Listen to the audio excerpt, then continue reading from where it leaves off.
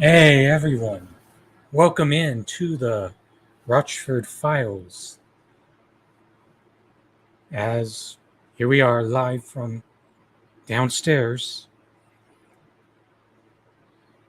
It's the host that's kind of between the coast, coming to you live from the Mile Highland City. It's Andrew Rochford,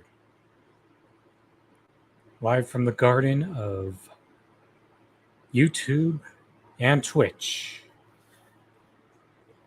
Hope y'all enjoying your Sunday afternoon here, or early Sunday night, or hey, you could be in Monday morning by now, wherever you are in the world, but we live here and got plenty of solid stuff to talk about on today's show.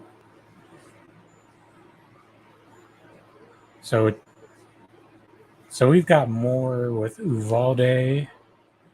Then we got some examples of how liberals are going conservative on us next.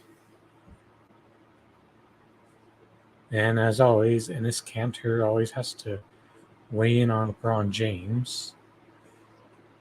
Then an interesting little thing happened during the Yankees and Red Sox game on Fox last night. So a good moment to go into that. So with that being said, I think we are now to a good starting point on the stream. So let's start with the Uvalde first. So more footage has come out over the several days following the shooting. So let's get one of these videos up. They obviously took away the audio of the kids screaming. So let's see an example of this right here. An 18-year-old with an AR-15 is in the school. See, he turns a corner, cops aimlessly walks toward a walking classroom. around. A little boy peers down the hallway, and moments later, the It's like rapid fire of bullets. By 11:36, police are there. Guns drawn, bulletproof vests on. They run toward the shots. But within a minute, they come under fire. Grazed by bullets, they retreat. Here's a sped-up timeline of what's next. For 47 there are the guys with minutes, guns, more and they're officers, running away when they more hear equipment. gunshots. At 12:21, more than 10 of those officers, some with rifles and shields visible, fall into line. They approach the classroom, but still don't go in for 28 more minutes. Another sped-up time lapse until 12:50.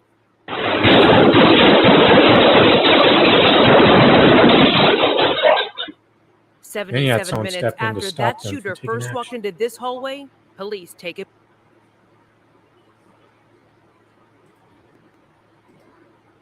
See, one example of an inherent problem with this is when you're so conditioned to be militaristic in your force and weaponry, look at the amount of valuable time they lost because they got afraid by those initial gunshots they heard. What those extra minutes that they used to put that on, and think about all the damage that happened in that time. I think there's could be other videos. Yeah, like this one.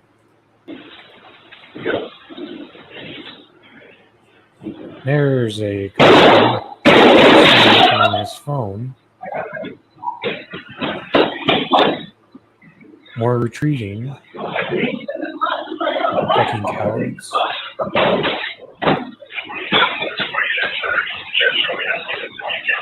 You got all that extra shields. Didn't help things any.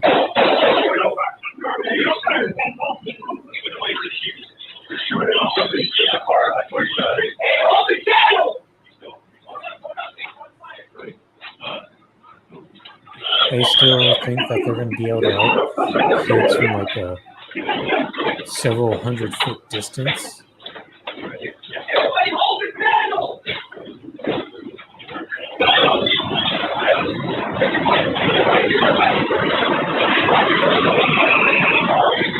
Oh, I've got enough time to put hand sanitizer on so I could look at my phone.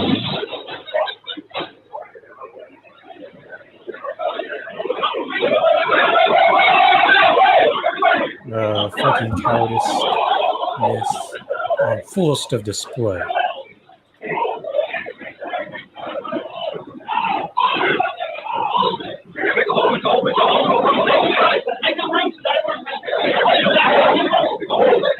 know why they're not brave? You know why these fuckers aren't brave? Because they're not going against any type of leftist movement. That's when those fuckers get brave. So fucking brave to tear gas and shoot fucking rubber bullets. That's when those fucking pigs are brave. But when it comes to taking actual action against children to help save children's lives, they could not give any less fucks than what they showed. And that footage is only a further indictment of how embarrassing their response was. The lack of testicular fortitude, by the way.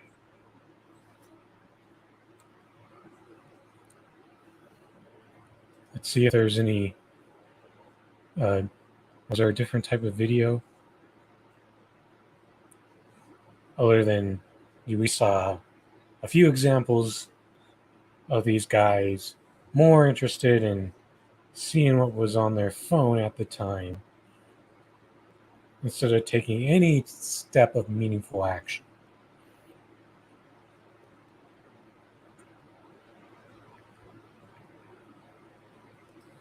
This is what 40% of Uvalde's city budget goes to,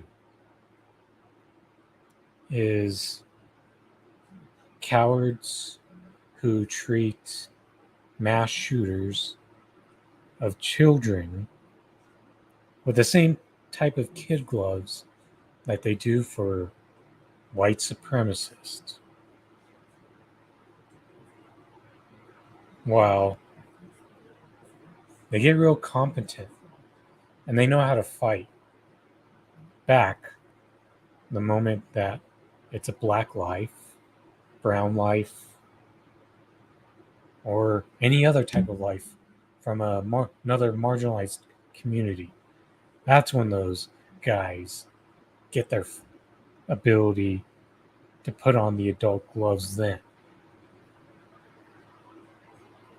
And this right here, very problematic. It's absolutely sickening that we still got fucking shitlibs out there who still think that we can interchange these cops and we'll get better results. When, if anything, that's the absolute wrong takeaway from this event. I mean, they're still trying to increase funding for more of this same old same bullshit incompetence. I don't want my fucking money going to this shit.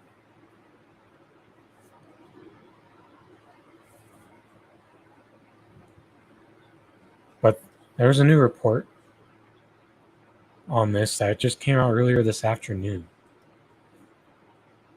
It's not good. It just further reaffirms police abolitionists all along.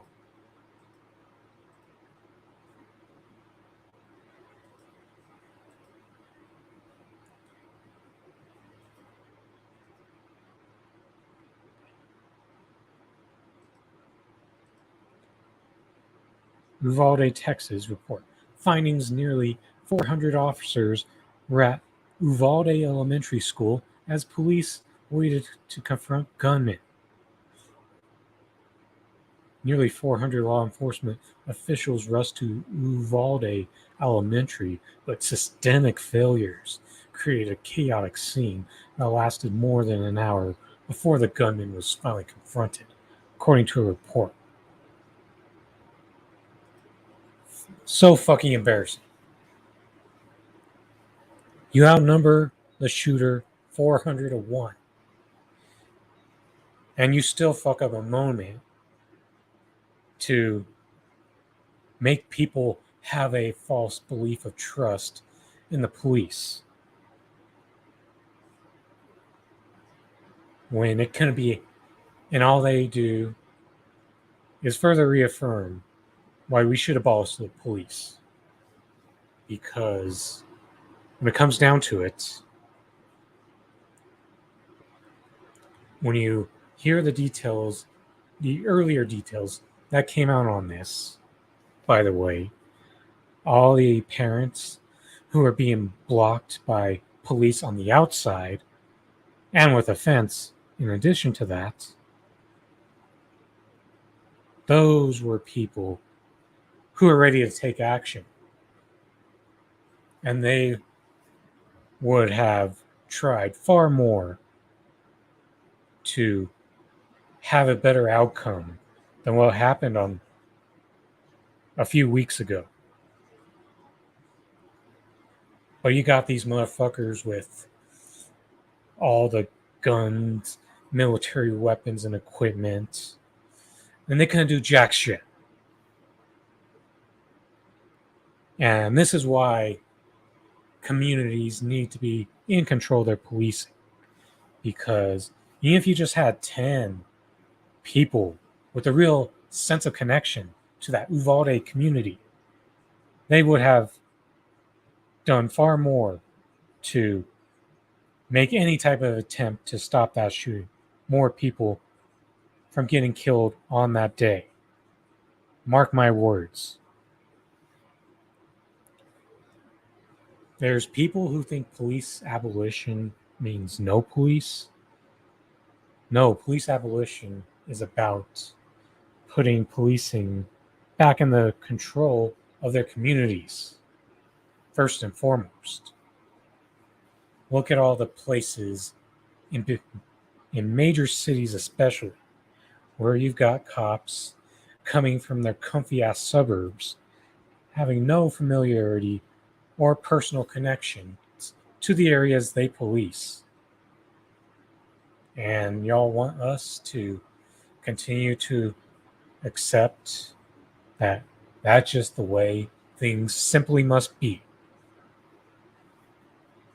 No. But on the other hand, if we have people who actually know their communities, know some of the people, that could be a starting point to cutting down on the police brutality that kills an average of 3 people a day. An absolutely staggering number of people get killed by police. Yet, we got liberals and conservatives alike, for various reasons, who are absolutely fine with this system remaining in place. You've got even though there are definitely more righties than usual who will call out this cowardice displayed by nearly 400 officers a few weeks ago. They also just believe it's a matter of changing the people out. And if you know anything about how I like to apply analogies here, it's the bad apple thing is so far gone and past expiration of a term. Because they could have pulled out, if you did it early enough, but it had to be well back into the inception of this concept of a police state, then maybe you would have an argument that could have fixed things. But at this point, top to bottom, this whole system is corrupted all the way down to the core. And this is why the idea of changing the system from the inside won't work. Because you conform to that system or they fire you. Those are your two options. I mean, look, remember back in 2020 where the police decided to walk over some older man in Buffalo and his head bounced off the pavement. Then when the city punished him, then all those officers were upset at that. That's a systemic choice that they made. Because if any officer dared to disagree with backing a corrupt guy, then they would have been the one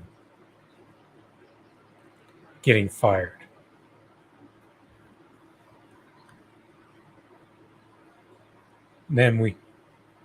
That's the type of things that the culture of policing does. It forces you,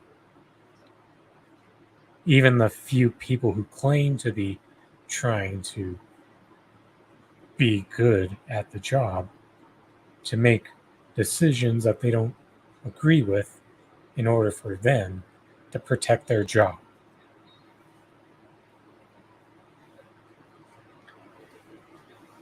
And the fact that with the way more and more details come out about this, and it still hasn't clicked in people's brains that the way to fix this will be through abolition. There's no reforming this shit. Let that be clear. Defunding is a start. But if you want this thing to get fully transformed in the right way, then you need to be on the road to abolition.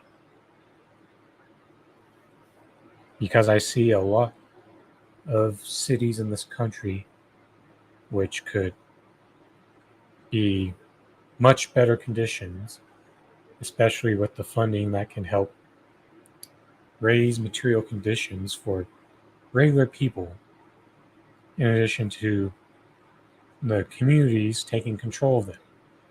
And for too long, we've let powerful people take our communities away from us. It's not this whole, don't try to argue that corporations are part of our community, because they really aren't. The people are the community.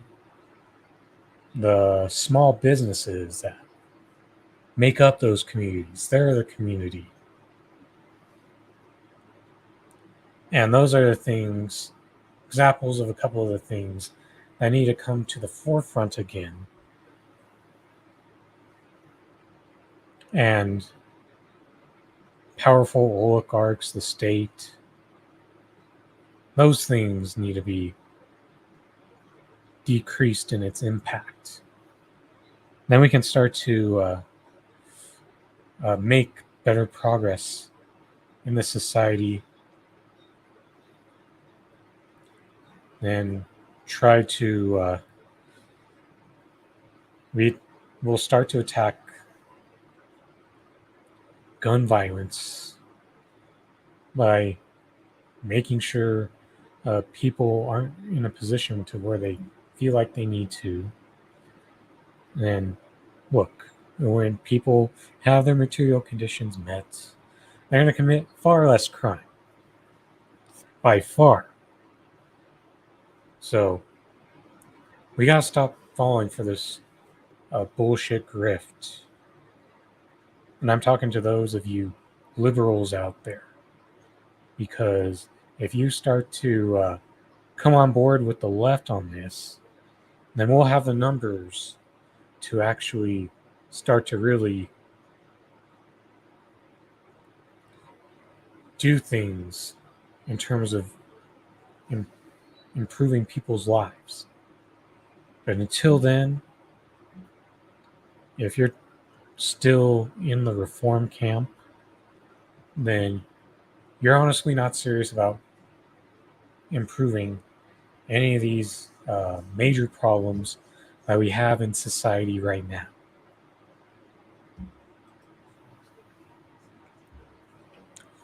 But now it's a good time to go to a couple moments over the past week where liberals are showing their ass on being more conservative, well, matching the conservatives with their energy on conservatism. For those of you who think that liberal is the most left thing that there could possibly be, just know that you're in for a whole new political world just because of how warped the Overton window is in this country, where they got you thinking that Nancy Pelosi and Joe Biden are communist. Get the fuck out of here. Hi, Kelly. Good to see you're here. And that sucks that I'm nearly a half hour into the show and you just barely got the notification. But since you're finally here, Kelly, let me turn this webcam around.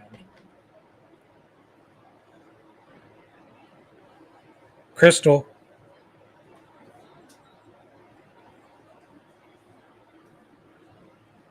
See?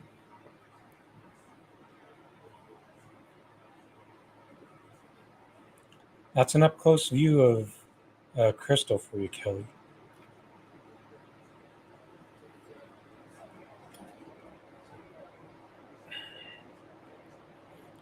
Now back to me.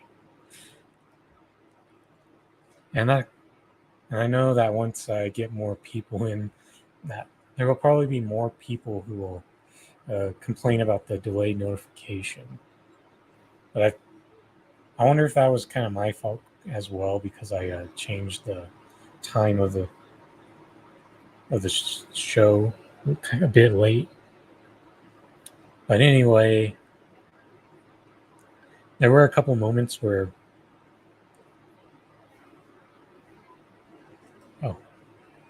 yes, for sure, where liberals were starting to cheer on things that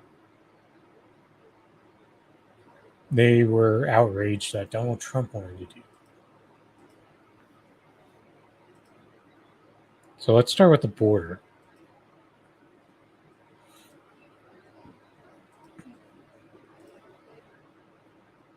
Whoops, not that. Wrong tab.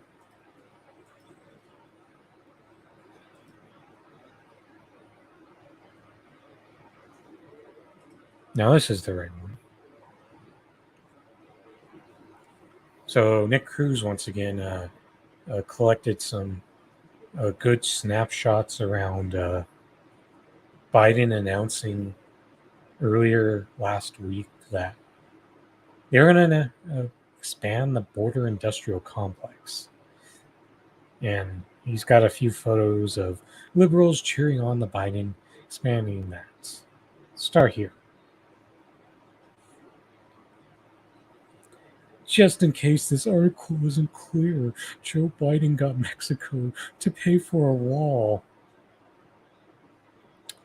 What's even more pathetic is this is a hashtag Biden win.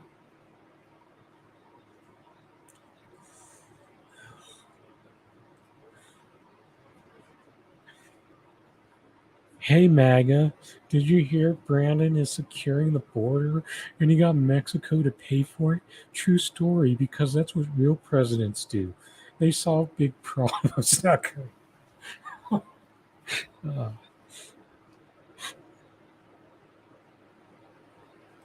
holy fuck.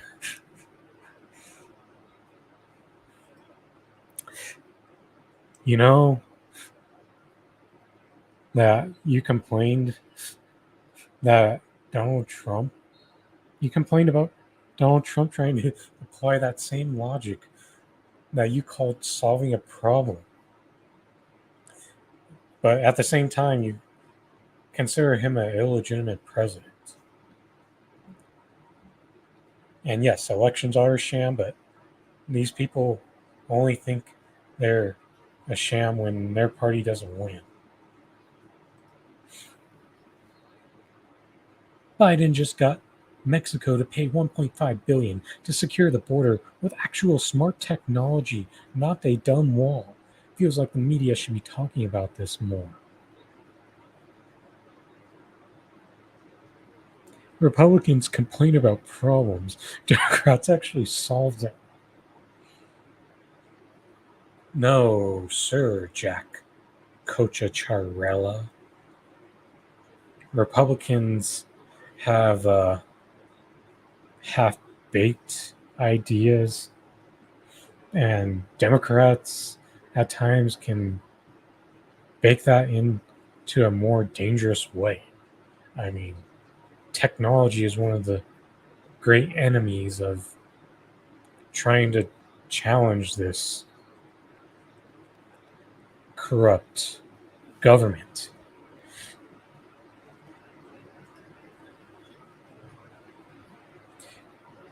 And look at this one. Wow, another win for Biden. Let's look at the scorecard. Infrastructure. That's a lie. Remember that whole that build back better bullshit that they abandoned, all because they used Joe Manchin as a rotating villain and decided that he was the one that needed to keep lowering the price, the ask of it. So this scorecard is already incorrect. There should be no check mark. Mexico paying for border security. This is a problem here with being so caught up in tribalistic sport. It has you feigning outrage when Donald Trump demanded Mexico pay for the wall. But then you can't see the illogic of you celebrating the same when it's a Democrat who does it instead. And this is what happens when your brain is on party instead of policy. International respect. And in my mind, international respect is much the same. You know, both parties do not give a fuck about Palestine, Syria, Yemen, Somalia. That's not that's a bipartisan form of disrespect. In addition to the fact that they do this whole bullshit fear mongering over China and Russia, and that gets to standing up to Russia. Let's be honest. Donald Trump was pretty quietly antagonistic towards Russia. But since liberals eat up every bit of the whole Russiagate propaganda, it'll have you believing that Donald Trump was never quietly antagonistic towards them. And that's now got you all thinking that you're on the right side with this proxy war with Ukraine. But the reality is, you're actually helping make shit worse. By far. The amount of money that's getting burnt on this over $60 billion and counting. There's no such thing as good wars, liberals.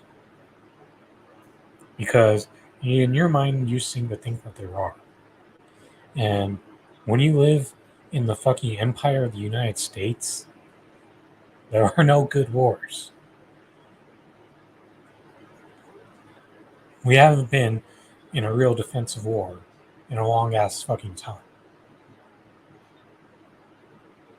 And if you think it's a good idea to use Ukrainians as cannon fodder for the Russians,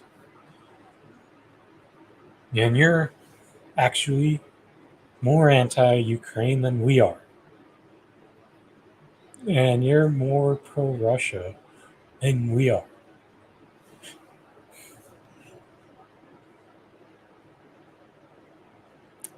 That's a pretty fun new talking point, if you ask me.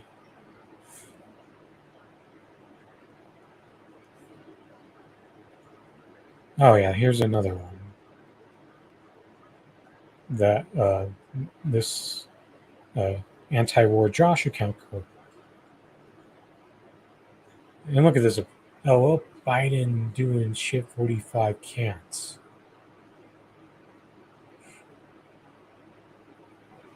Seriously, fuck this team sports mentality.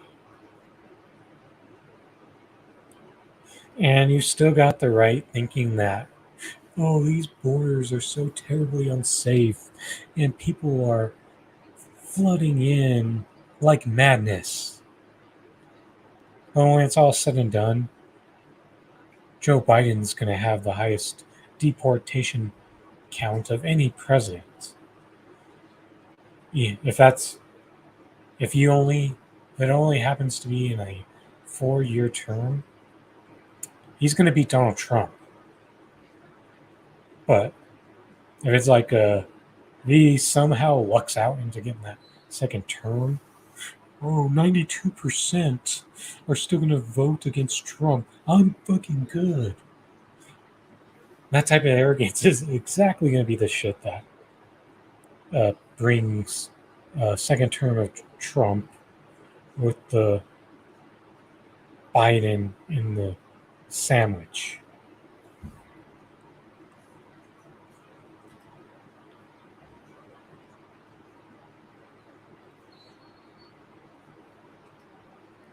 So yeah, you got liberals aren't any more serious about humane borders and handling migrants with compassion and helping refugees be safe, because I think both parties tend to agree that the only time that they really like to do that is for the ones that come from white countries. And how we know that liberals have to dangle the DACA over the left's heads as well as a way to get them to vote too. Hey, WCSN. A good late afternoon to you, sir.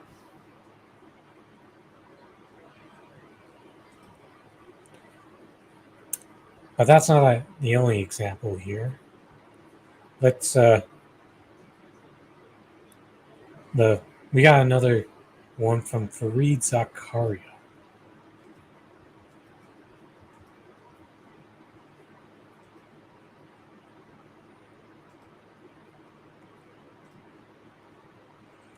Democrats need to once more become the party that gets stuff done, builds things, and makes government work for people. That's a lot more important to most Americans than using the right pronouns. My latest call. And I'm about to get into that column, but just know that that column does not give the further context that makes this a less bad statement. As you can see, a pretty solid ratio that he had earned for that. But let's just address the main point first and foremost. This is exactly the type of shield that the Democrats like to use, play their role in, to avoid making any meaningful type of change from happening. Because, let's be honest, how fucking hard is it to just treat trans and non binary people with the basic level of respect and call them by their preferred pronouns? Very little. It should be a very basic level of respect. But we got the right and their side of the culture war, which it's important to make the distinction here that they like to use basic human rights as a means of culture war. And I think that there's a bit of like a populist mindset where you get too focused on the whole, uh, you know, just being purely economics, but failing to make the intersectional intersectional connections that are needed to help people in those marginalized communities.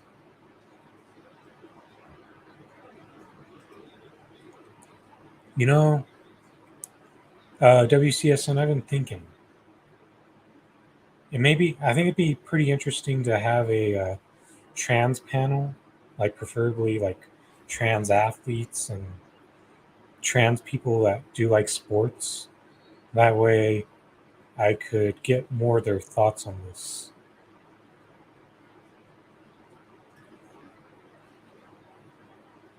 But the thing is, this is an example of a liberal who believes like trans and LGBTQ rights, black rights, brown rights, Asian people are all natives, indigenous people. It's all negotiable to a liberal.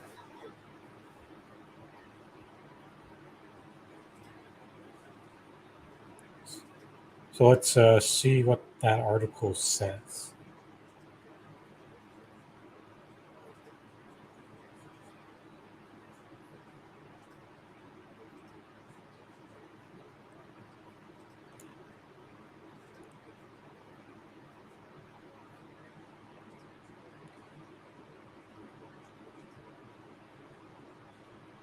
Ron DeSantis emailed me the other day, me and hundreds of thousands of others. I imagine our country is currently facing a great threat. The Florida governor began. I assume that with inflation soaring, gas prices still sky high, the economy in danger of slowing down, he would hit hard on those themes. But those bread and butter issues were not mentioned anywhere in the email.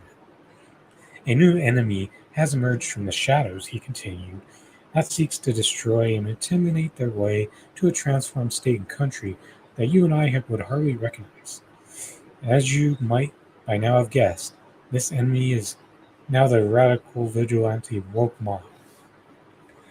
Some of this is a clever effort by DeSantis to tap into the base of the Republican Party, now flank Donald Trump on the kinds of issues that propelled Trump to the Republican nomination in 2016.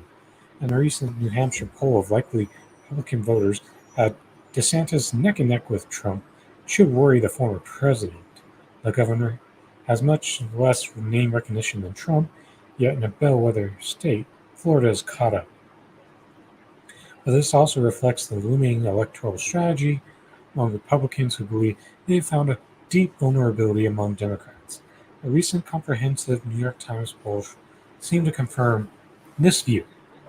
In analyzing some of the findings of this poll, David Leonhardt wrote, many Democrats, both politicians and voters, especially on the party's left wing, seem more focused on divisive cultural issues than most Americans' everyday concerns like inflation. To be fair, President Biden still beats Trump in a head to head matchup, but that dynamic might not help the Democrats in the midterm elections when Trump is not on the ballot. First and foremost, but Democrats have been getting things done. They're making sure we have no reproductive rights. They've stalled meaningful gun and mental health legislation and spent hundreds of billions on Ukraine. We were told that if we vote for Joe Biden, be more progressive. Things are fundamentally worse. Yes, that's right, Kelly. So many of us were saying this well before the moment that Joe Biden could become the party's nominee. But let's be honest. This article by Zakaria gives like this false framing, like Republicans are actually going to be the ones serious about like economic issues, when the truth is they're really just if they do anything, it's just going to be doing their playing their role of continuing to put wealth up at the top. Then, what the majority of meaningful things that Republicans really do are pretty damn authoritarian. But the thing is, with this Biden start to his presidency, it's been pretty damn authoritarian as well. And both these parties use performative cultural issues to make sure that they don't get as much done as they possibly could. Even though some of that stuff's worse, there's certain things that are bad, likewise to the majority of the things that they do allow to happen. But that becomes an ultimate shield to really avoid doing anything that would be actually good for people.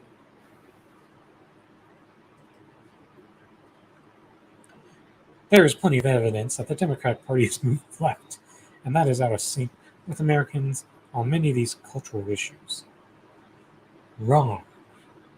There's plenty of evidence that there's the people overwhelmingly support issues that they would hope that the Democrats would uh, get things done for, but the Democratic Party continues to shift along to the right along with Republicans. And what's out of sync is the idea of a political system that is designed to work against the will of the majority of the people. Some recent examples: Roe versus Wade, universal health care, starting with Medicare for all. And I think if the propaganda wasn't so bad, the anti the propaganda that is, I think you would actually see a slight majority of Americans actually be in favor of defunding the police than an actual living wage. What's happening is uh, people are actually want more left economics. be more left on economics, but both parties are absolutely working against that. Hey, Yipper 99.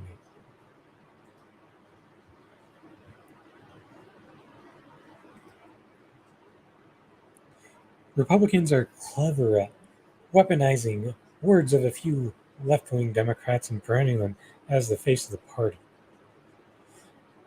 Let's be honest, there are no actual lefty Democrats in the House. Yes, even Cory Bush, who the Cory Bush that took Congress is barely left of center these days. And progressives and the squad are showing you what actual cowardly moderates look like. For who has ever endorsed the idea of defunding the police? Once again, that's wrong because Cory Bush actually kind of ran on that, and that allowed her to win her district.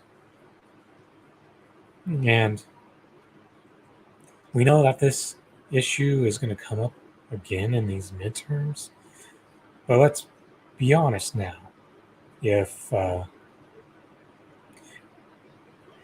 instead of Democrats going with the whole I'm not I'm anti-defund the police too, all they have to do is just say something that they're for from the platform in a response to that question. Republicans are pretty good at dodging directly answering questions, and that seems to work well for them. And that's just purely from a strategic standpoint. All you have to do is choose something that sounds good from the platform and use that for your answer, and that will probably help you get a few of those so-called unaffiliated right-wingers who think they're moderates from considering uh, voting for a Democrat for once. Not that it would ultimately change things in the grand scheme of it all, but that would at least be a slightly better strategy.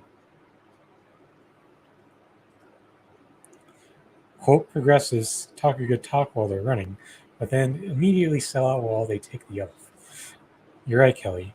We saw how quickly Cory Bush and Jamal Bowman disappointed people from the moment that they stepped into the halls of Congress,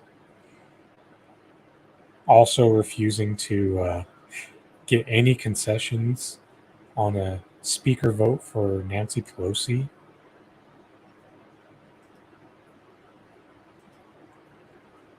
Democrats need to learn how to fight back, for example, by highlighting the most extreme abortion laws in Republican states and branding the Republican Party with them.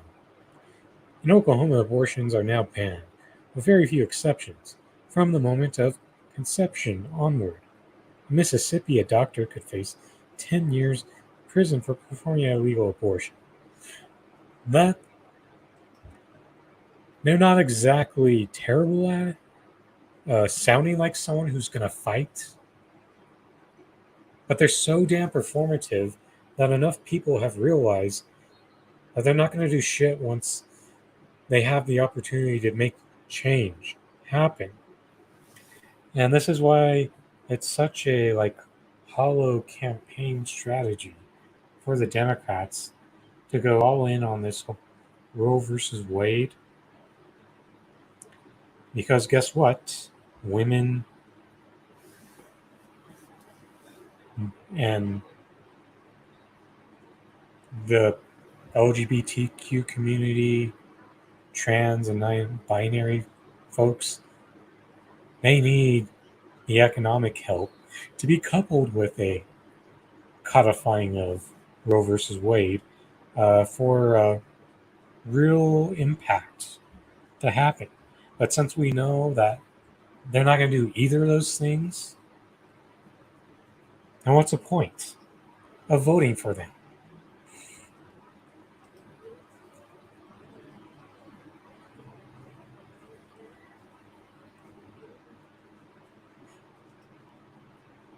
I just hope the Republican landslide in the midterms of 2024 is good for my IRA. You know, what's weird is they may actually give you a sample of something better than what Democrats could. But that's just how far right that Democrats have been moving.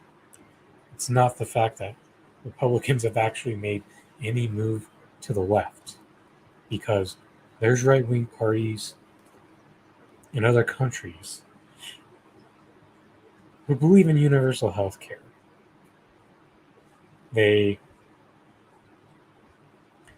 believe in higher wages, for example. So that should tell you that Democrats are more of a right wing extremist party than even the right wing parties in places like Britain and Canada, for example. Homer Simpson, sure, Lisa, you can vote Democrat, because when they get into office, they do Republican stuff back in the 90s. And it's crazy how often the Simpsons uh, project the future. My blue MAGA cousin literally implored me to vote for Joe to save abortion rights. I haven't heard much from him lately. Uh, I mean, if there, we need a bit of entertainment from time to time. We need to put like these blue MAGA family members into like call-in rooms and get them to try to talk to real lefties. At least that'd be every now and then for entertainment value. Because I know Nick Cruz would like to have more like blue MAGA types to challenge on his call-in shows. So I think that's one thing we could do.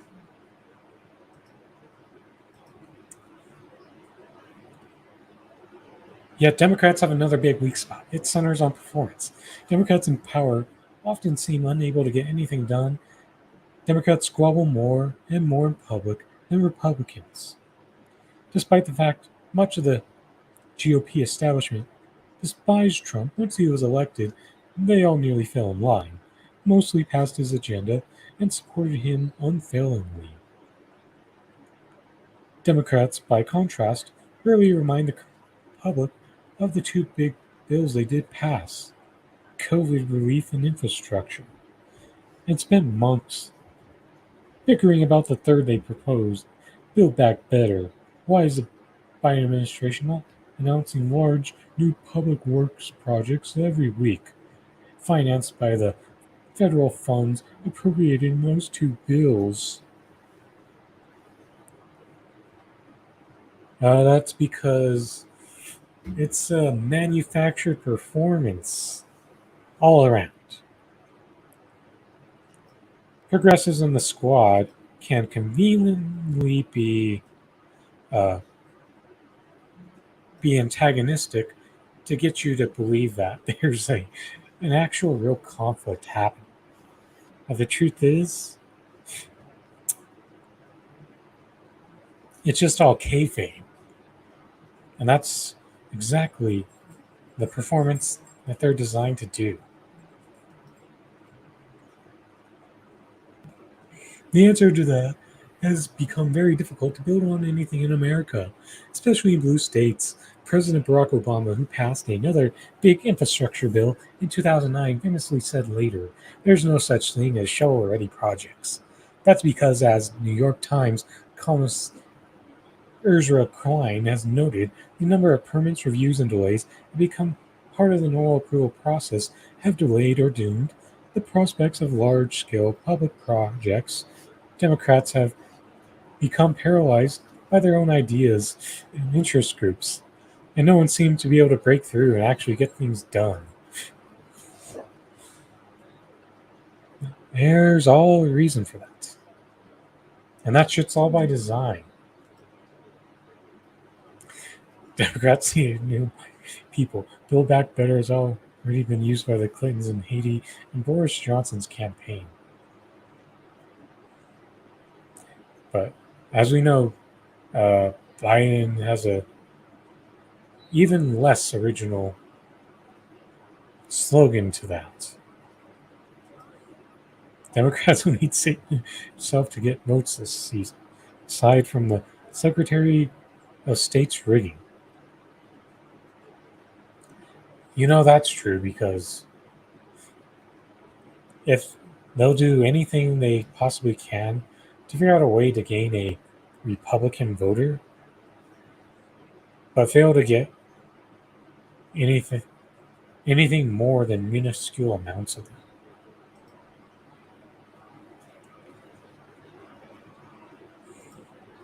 Obama, Mo Obama, by the way.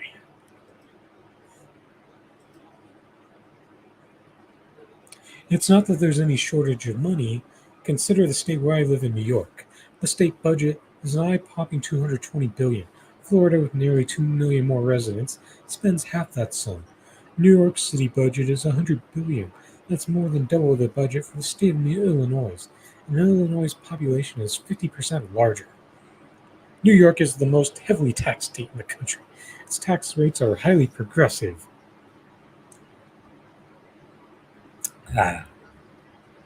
You ain't really progressive unless you're serious about eating the rich, sir. But you are part of that rich class, so you'll never be for that. The top 1% of New York City residents pay more than 40% of the city's income taxes, and yet New York's infrastructure and services at every level are in bad shape. And that could still be substantially more, if you ask me. But at the same time, this is what happens when you have the wrong people in charge of shit because they're not going to allocate the funds correctly. This is not a perception problem. It is a reality problem. Democrats need to once become the party that gets stuff done, builds things, and makes government work for people. That's a lot more to most Americans than using the right pronouns. Dumbass fucking clown. Because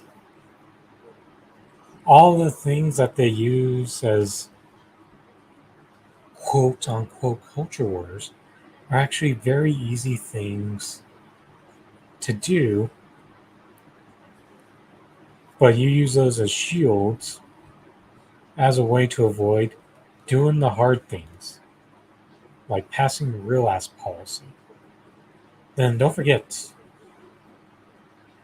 how, at that end of that article, how Fareed Zakaria did not mention anything about police budgets, military industrial complex, two very huge things, which could be allocated from in order to help the actual infrastructure, healthcare,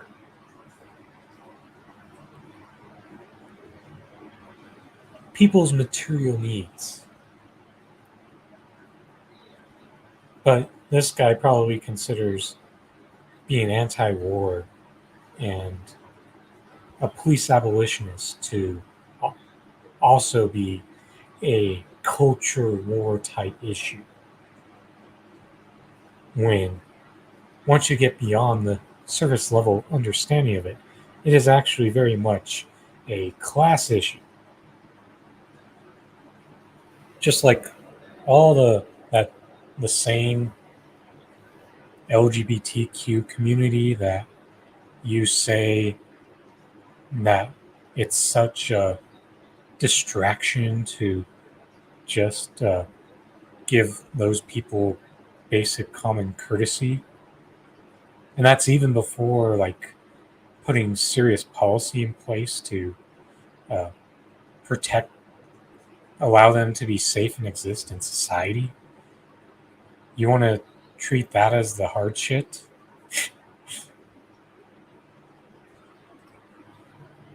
Water carrier free with the word salad puff piece, typical of the Washington Post, and lacking any substance. Yes, it's full of hollowness, smoking mirrors and guns, and it's so easy to uh, pick that apart, so to speak. The thing is, no party is powerful enough at this time. The two that have the power aren't serious about doing anything right for us, while there are smaller parties who sound good on paper, but the system is so rigged against them that the only way that they have a chance of accomplishing anything is being a leverage tool rather than a actual actually gaining seats and real power. So it's actually some major clownery right here because he doesn't see how running on Roe versus Wade can be just as hollow and performative when it comes from the meaningful action that Democrats would take in the same way that he complains about pronouns. So next up, we got a little interesting thing that happened at Walgreens recently.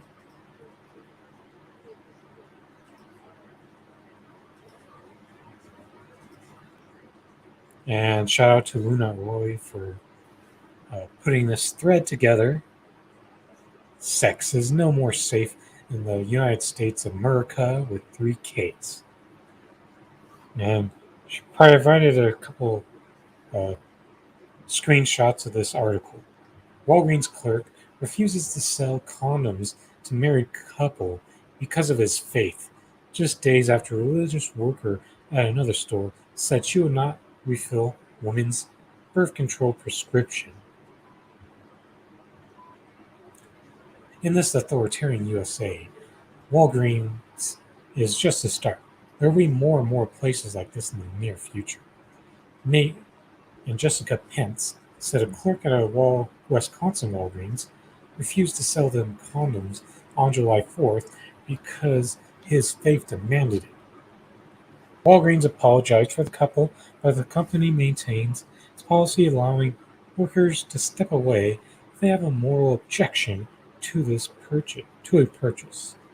The incident came 3 days after TikToker Abigail Martin said another Walgreens employee refused to refill her birth control prescription. Interesting. Very interesting. You notice how when it's just a regular angry customer who complains at a store because you don't have something or you're not being nice enough to them, you know how uh, managers respond then when they complain about the worker being rude to them? Managers so often tell you you have to eat shit and do it for the and do what they say.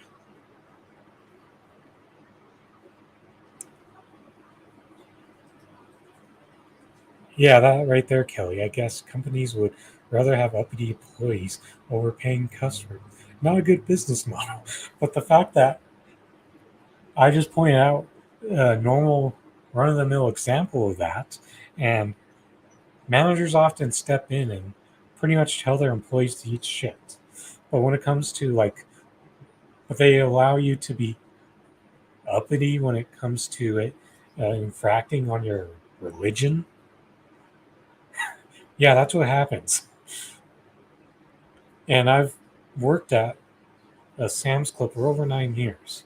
So I've been in situations where I've seen people uh, get frustrated at angry customers and only to find that ultimately a manager tells them they have to do shit and do the thing that the customer asked for in the first place.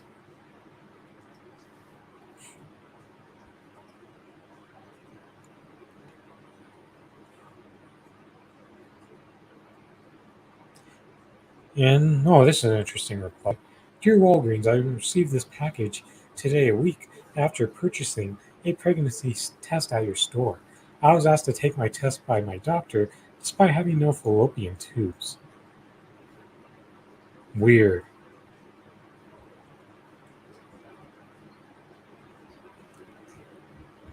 But this is the type of thing that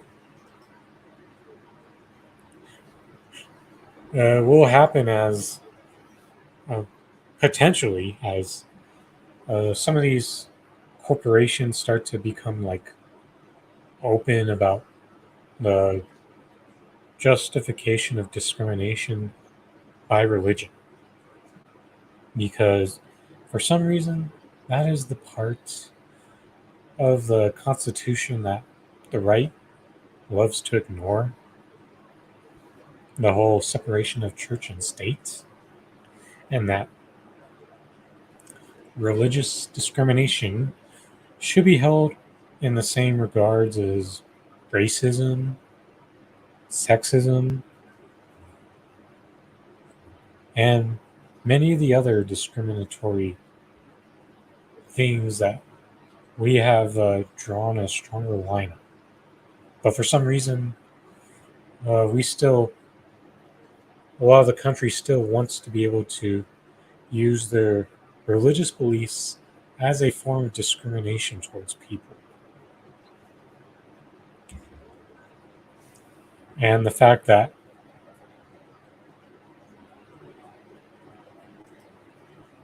exactly, Kelly, fortunate part for people like us, I imagine, WCSN, I think we're in pretty solid blue states where we can just easily go several different places to buy our condoms, but not all other the people in the states that are going to be strongly affected by the Roe versus Wade and whatever else the Supreme Court decides to do next, since contraception could be in danger.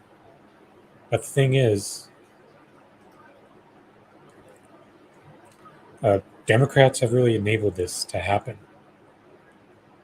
They had plenty of moments where they could have righted the ship, even without a codification. But they've had so many missteps that the logic of blaming anyone else besides them is senseless. But the one important broader point that is you're going to see potentially that smaller places that aren't like corporate, big corporations are probably going to feel empowered to follow suit, like Walgreens, like a Hobby Lobby, like a Chick-fil-A.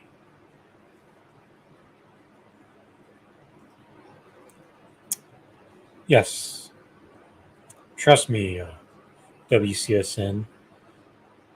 What people often ignore is that a lot of racism is connected to religion as well.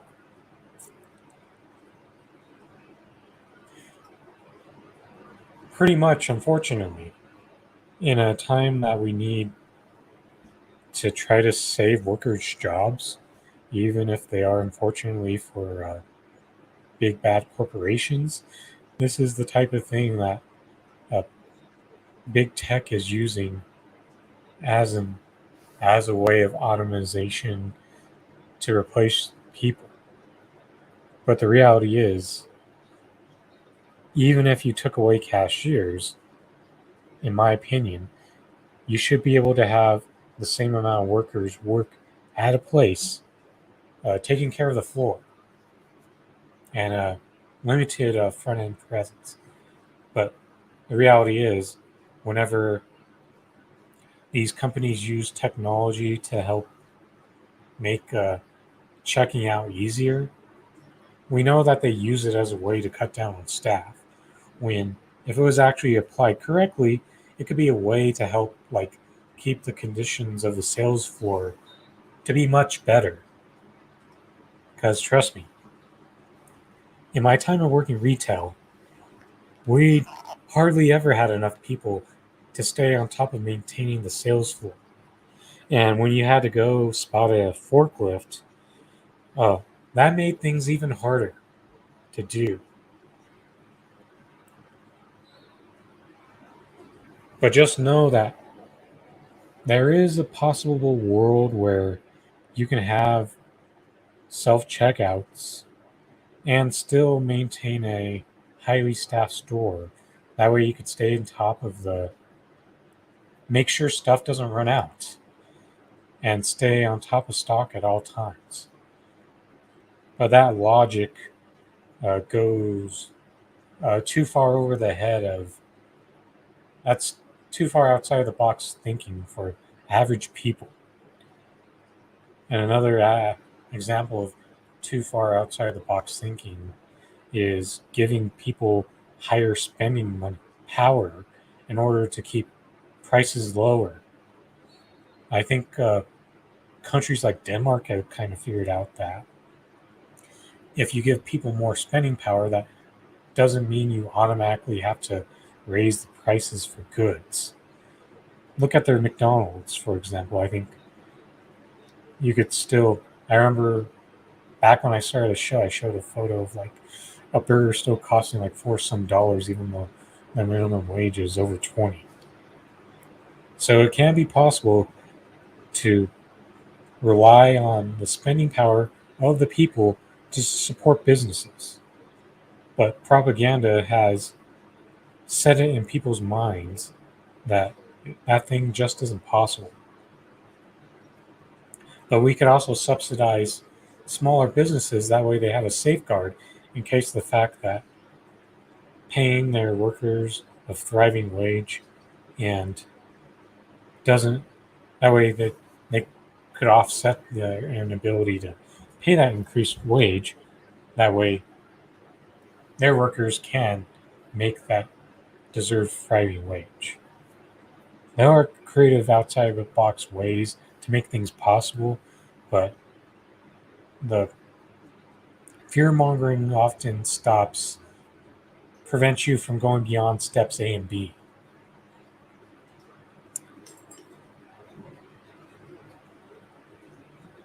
Yeah, yeah, exactly. Those clerks should be working in the back, shipping, receiving, keeping them away from the customers. They'll probably want to poke holes in condoms anyway. And that's insane because they'll want to, you know, create more of a pro birth and add to the poverty from this capitalist system.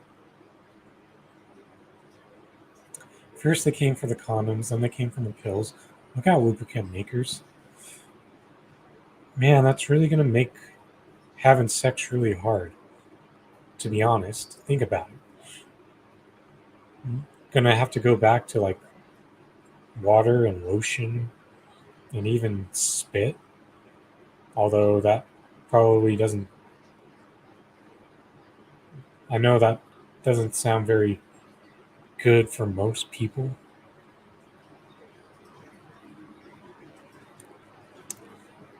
But yeah, this is only the beginning steps of a potential thing. And it's also something that the populists should be considering because you need more intersectionality if you're really going to challenge this Christo-fascism that is on the rise. Uh, I think spit would dry up pretty quickly. That's the unfortunate part, Kelly. But as long as the weather's hot, I think my mouth's going to stay pretty watery. So, That wouldn't be a problem for at least until the winter, at least, or the fall.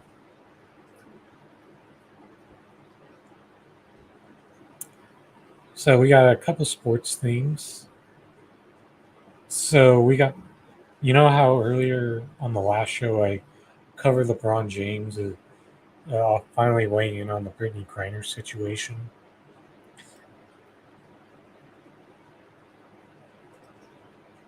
Well, now Ennis Cantor, in typical Ennis Cantor fashion, has decided to respond to LeBron James.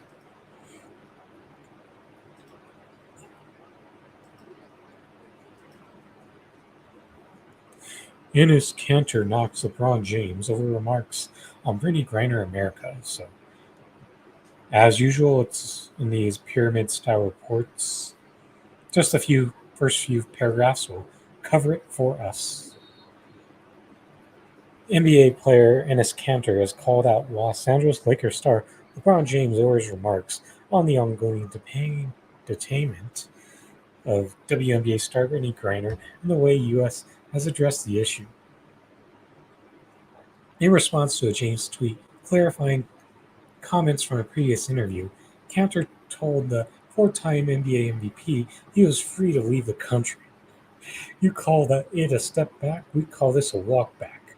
Freedom wrote in a tweet on Tuesday. You are free to leave, buddy, or you can even volunteer in exchange for her. In typical right-wing bootlicking fashion,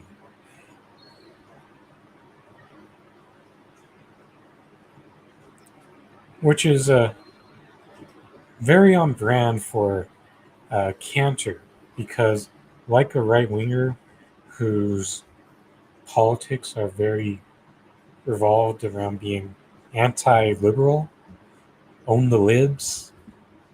Cantor's politics are based in being anti LeBron James. And even though I pointed out the criticisms from the left perspective of LeBron James multiple times throughout the course of my show, Ennis is just like the conservative whose politics are just based in being anti lib. And the connections are very, very similar, especially now that he's a rebounding mouthpiece for the CIA. And now he's the same type of pick and roll defensive asset who could not defend any type of guard. He's barbecue chicken in the same way that John Cipher, a that bald-headed bastard of a CIA puppet, was getting torched up over the weekend in the way that people now ratio Canterborgs.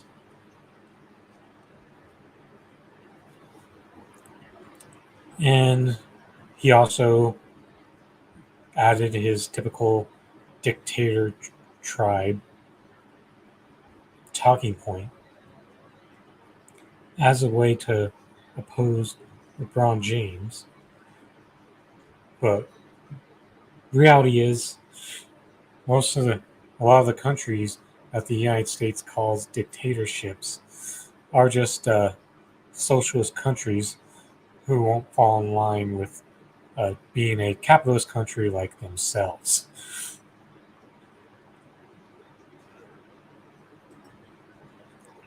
So something very interesting happened.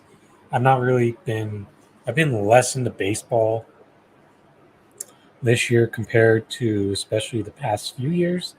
But last night during the Yankees and Red Sox game on Fox Baseball Night in America, we had a very interesting graphic from that game.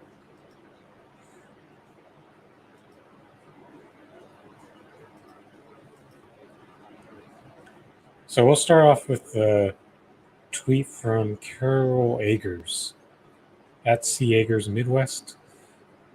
Very small account. a smallish account, I shouldn't say very small. NBC News and Northwestern Theater alone, 6 Emmys, 1 Peabody, 2 Teens, opinions on my own. And this is where liberal patriotism comes into play. Can someone tell Fox Sports to never do this again? Beyond offensive. So the image in question is this. So for those of you who aren't familiar, this little image is right over the Twin Towers. And they use this as a graphic over the most annoying rivalry in sports, in my opinion, is the Yankees and Red Sox. Because this gets shoved down our throats as they pretty much make sure virtually every one of these damn games is nationally televised. And one of the major problems with the MLB is they really only care about featuring about 6 to 8 of their teams at a time, while other sports are all better at spreading that out. Even the NBA, who isn't as good at that as they should be. But back to this point right here. It appeared from most of the replies, it was liberals molding over this. But I'm actually going to give Fox Sports credit.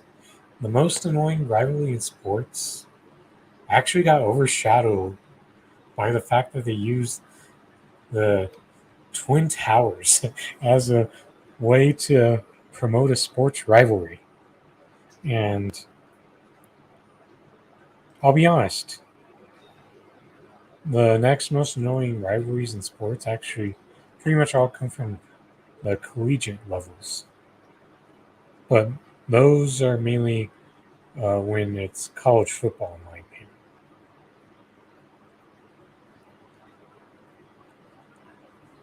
opinion.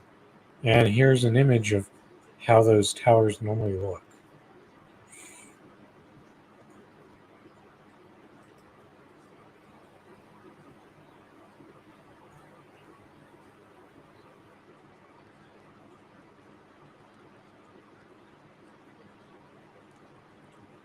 So even though there's like far more like pressing things to be triggered about these days, I know that a lot of people died at the hands of this attack, and it's unfortunate that it happened. The main, I feel like there's things that we could be atrocities that we should be more focused on now. Like, for example, the apartheid in Palestine, and the people in Yemen being under attack, Somalia, Afghanistan. There's a lot of the countries under attack and oppression. And we do have some of our own too. But the thing is, not very many people have the actual solidarity to be to have the energy to walk and chew gum at the same time and apply their outrage to the right type of things and having solidarity to the right type of things. And at the end of it, it's actually very American for Fox Sports to do something that has the potential to trigger conservatives when Fox as a whole is actually pretty friendly to conservatives with their brand of nationalism. But this is honestly a moment the where you brought out the liberal patriotism for a moment. And this is America, where patriotism is like a culture war. where liberals and conservatives think they got the right idea of it. But the reality is, that's not real patriotism. That's just red and blue nationalism. And yes, this rivalry right here features red and blue. But patriotism is actually very much so independent of it. And also, if you buy into the 9/11 conspiracy theories, which honestly are more compelling than believing the corporate propaganda on this, especially when it was used as a way to push further state security powers onto you, then you're not going to be upset about this, even if you feel that it was in poor taste. So, thanks so much to everyone for joining me tonight. Well, late afternoon, early night, depending on where you are, for the Rochford Files with your host, Andrew Rochford. And I'll probably say that I think the next good time for a stream. Oh, good question, Kelly. Ohio State, Michigan. Yes, that one is up there. Alabama, LSU. I would feel like Ohio State, Michigan is a bit closer. Also, gotta give a good little mention. It's hard to find what else. Texas, Oklahoma. I think that one.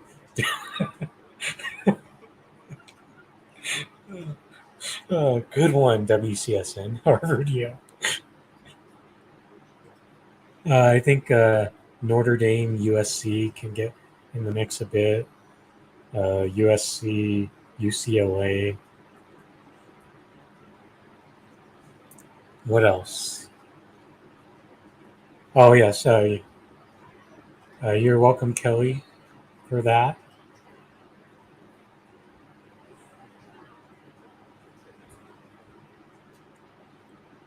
But yeah, those are among the main few like rivalries in college sports, specifically from a football standpoint, that get real annoying just because of how there's absolutely no parity in the sport. So I can't get compelled to watch a sport where only like three teams have a chance of winning the national championship.